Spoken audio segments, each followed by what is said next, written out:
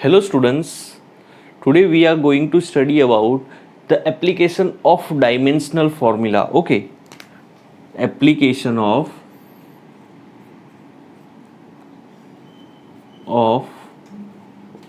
dimensional formula. In the previous lecture we studied about the different types of dimensional formula.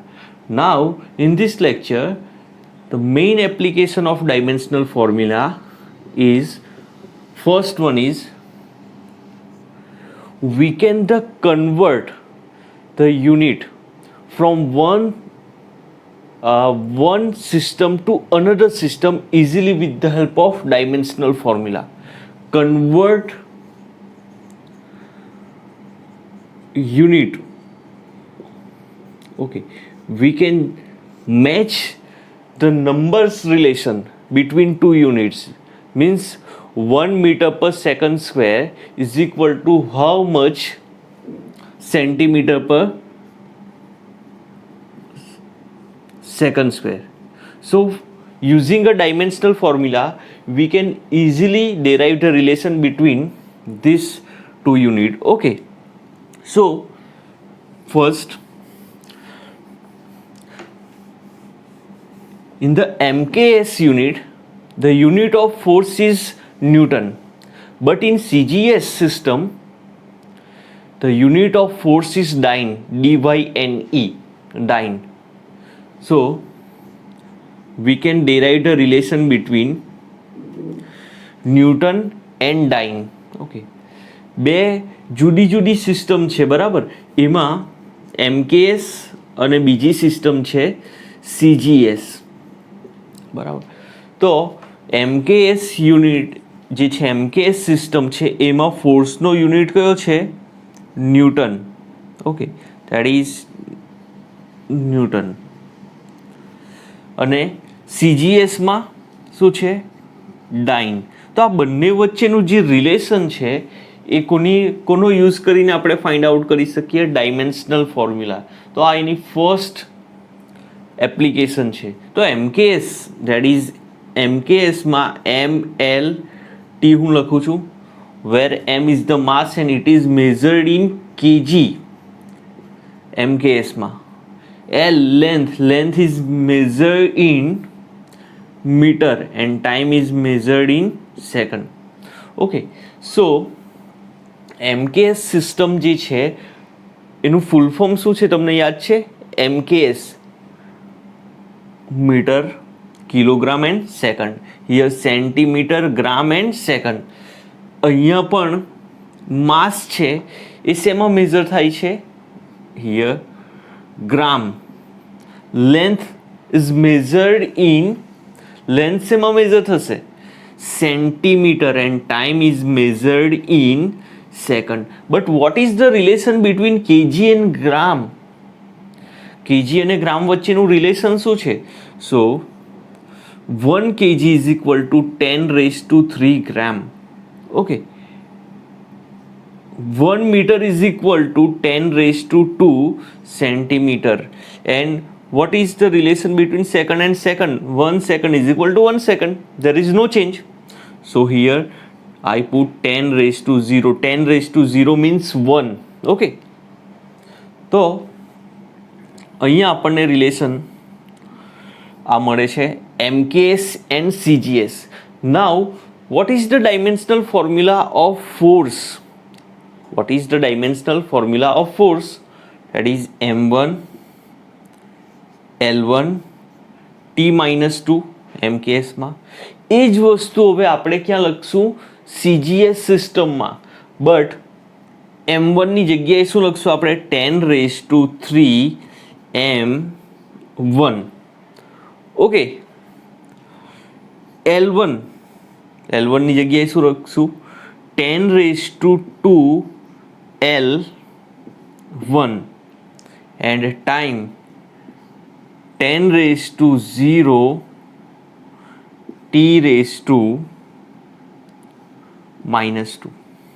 તો અહીંયા શું થઈ જશે? 10⁻³ plus 2 plus 0 into -2, that is 0. So 10⁻³ plus 2 M1 L1 t minus 2. So 10 raised to 5 m1 l1 t minus 2. This is the dimensional formula of force in CGS. And this is the dimensional formula of force in MKS. તો MKSમાં ફોર્સનો unit newton છે અને આમાં કયો છે ડાઇન. તો newton અને ડાઇન વચ્ચેનું relation આવી જાય છે 1 newton is equal to 10 raise to 5 dyne. Okay, got it. આ ક્યારેક પૂછાય છે, બરાબર. તો યાદ રાખજો કે 1 newton is equal to blank dyne. And how can we achieve this? using a dimensional formula. Okay, now second application.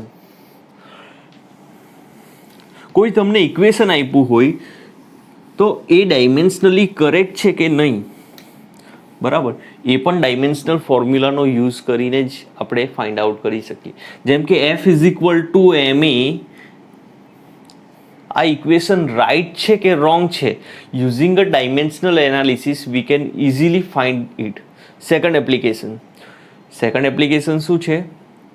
Using a dimensional analysis we can easily find whether the equation is right or wrong. We can verify the equation. Okay, so here f left hand side હું લઈ લઉં છું force, and the dimensional formula of force is m1 l1 t minus 2. જો dimensional formula left hand side પર આવે એ જો right hand side પર પણ આવી જતું હોય, બરાબર, તો આપણે કહીશું કે ડાયમેન્શનલ ફોર્મ્યુલાની મેથડથી આ ઇક્વેશન રાઈટ છે. રાઈટ હેન્ડ સાઈડ એમ એ, ધીસ ઇઝ ધ માસનું શું લખાશે? ઓનલી m1 l0 t0, પણ અહીંયા હું ઓનલી m1 લખું છું.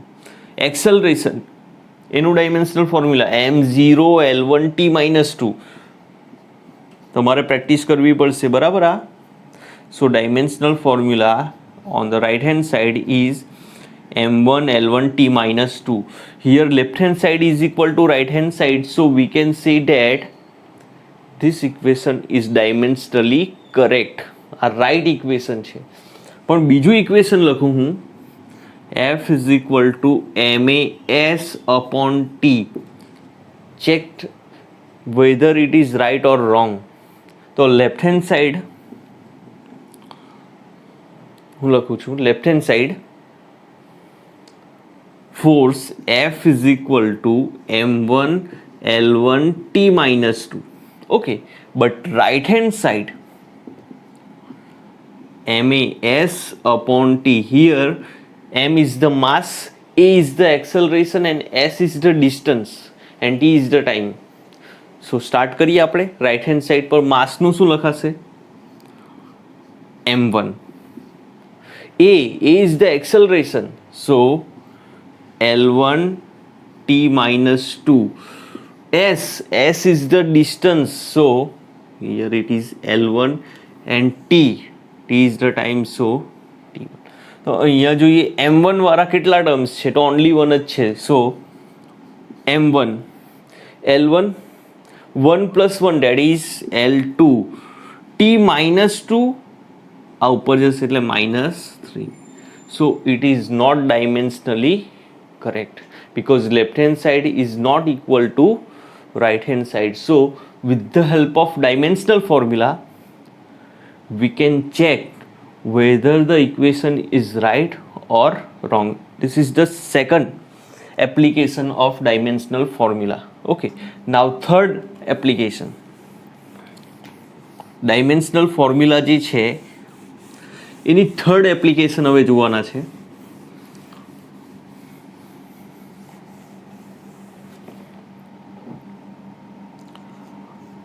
Using a dimensional formula we can derive the relation between different physical quantity.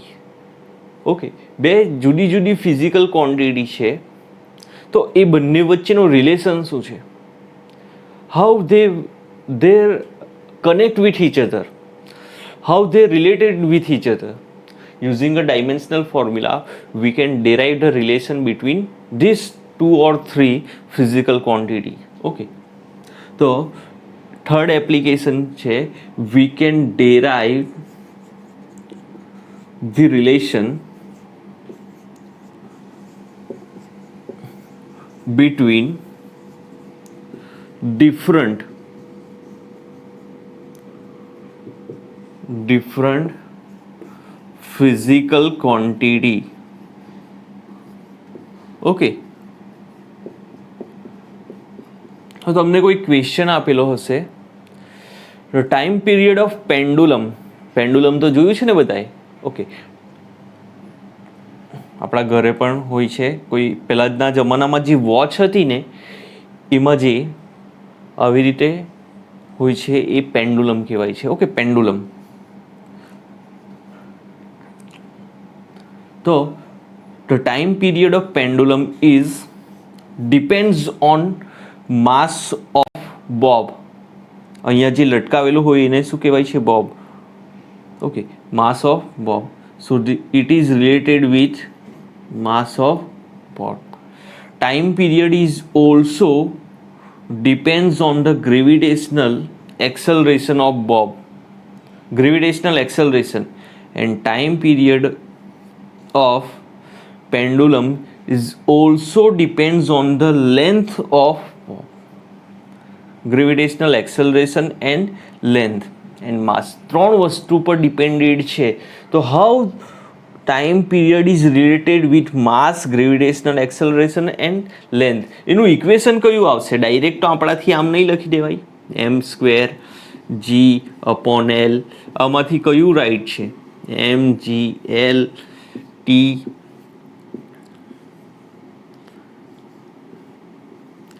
બરાબર.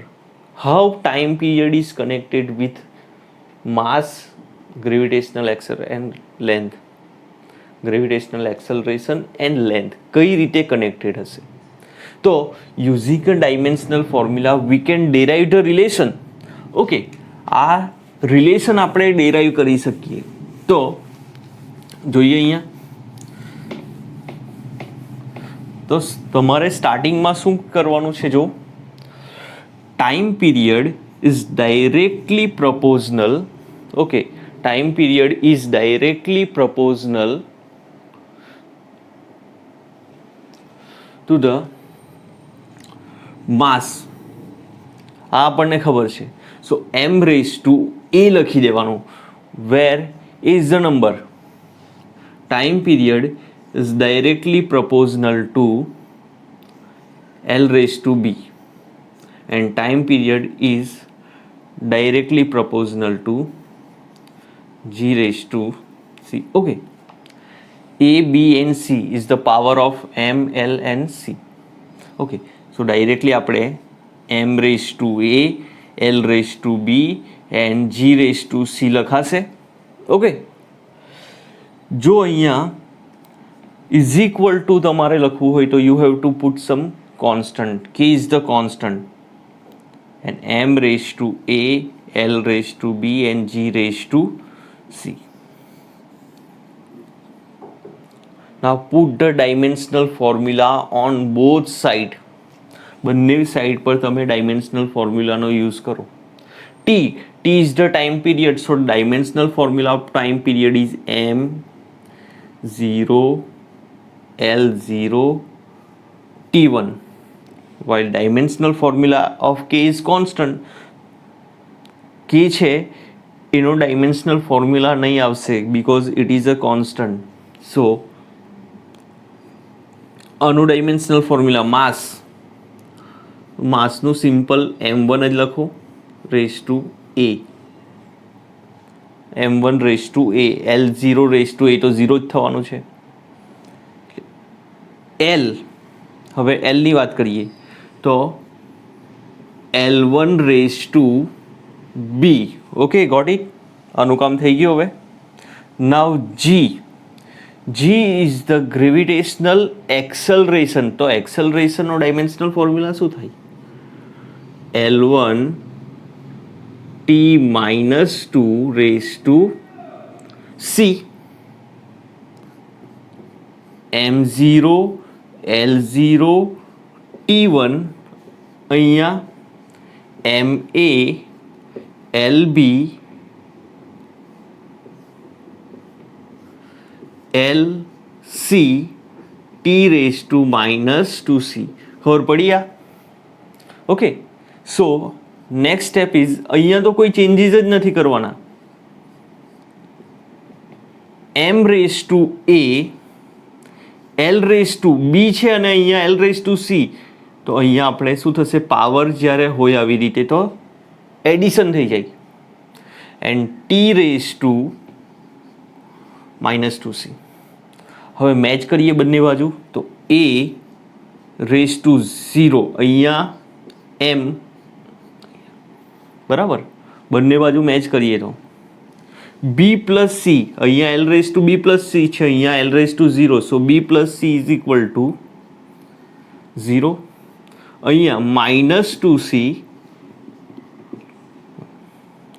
સો C ઇઝ ઇક્વલ ટુ શું આવી જશે, minus 1/2. Put the value of C અને ઇઝ ઇક્વલ ટુની પેલી બાજુ લઈ જઈએ તો 1/2. Okay, so A is equal to 0, B is equal to 1/2, C is equal two minus 1/2. અહીંયા વેલ્યુ મૂકી દઈએ આપણે. લાસ્ટમાં કરવાનું છે સ્ટેપ અહીંયા, એટલે સ્ટાર્ટિંગથી નહીં કરી દેતા. તો T proportionality, T is directly proportional to M raised to A. A ની વેલ્યુ કેટલી આવી છે, 0.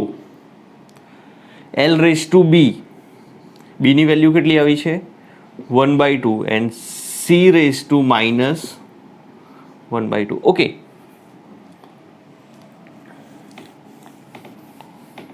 આ વેલ્યુ આવે છે.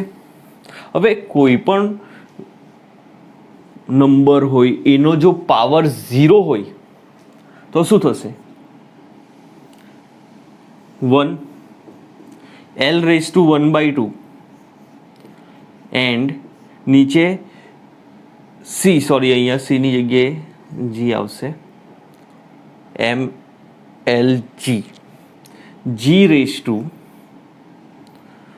ઉપર માઇનસ છે, જો એને ડિનોમિનેટરમાં લઈ લઈએ તો પ્લસ 1/2 થઈ જશે. T ઇઝ પ્રોપોઝનાલિટી, આને રૂટમાં લખાય, 1/2 છે એટલે રૂટ L અને નીચે પર રૂટ, તો એક જ આપણે બ્રેકેટમાં root L dot. This is the relation between time period,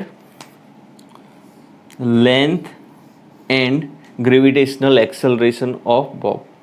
Okay, time period is not dependent on a mass. માસ પર ડિપેન્ડેડ છે જ નથી, બરાબર. અહીંયા પેન્ડુલમ હશે, એનું માસ ગમે એટલું હશે, it is not depend on the mass. Time period, time period, what is time period? The number of oscillation completed, sorry, time required to complete one oscillation is known as time period. તો એ જે time period છે એ કોના પર depended છે? Only length and gravitational acceleration. So using a dimensional formula we can derive the relation between these three physical quantity or different physical quantity. તો આ ત્રણ યુઝ આપણે આજે જોયા છે. First, we can derive the relation between one system to another, એટલે કે એક સિસ્ટમમાં જે યુનિટ છે એનો બીજી સિસ્ટમના યુનિટ સાથેનો રિલેશન કયો છે. જેમ કે 1 ન્યૂટન ઇઝ ઇક્વલ ટુ આપણે શું જોયું, 10⁵ ડાઇન. આ યુનિટ વચ્ચેનો, ડિફરન્ટ સિસ્ટમના યુનિટ વચ્ચેનો રિલેશન મેળવી શકાય. ઇક્વેશન રાઈટ છે કે રોંગ એ પણ આપણે ચેક કરી શકીએ. And third, derive the relation between different physical quantity. Okay,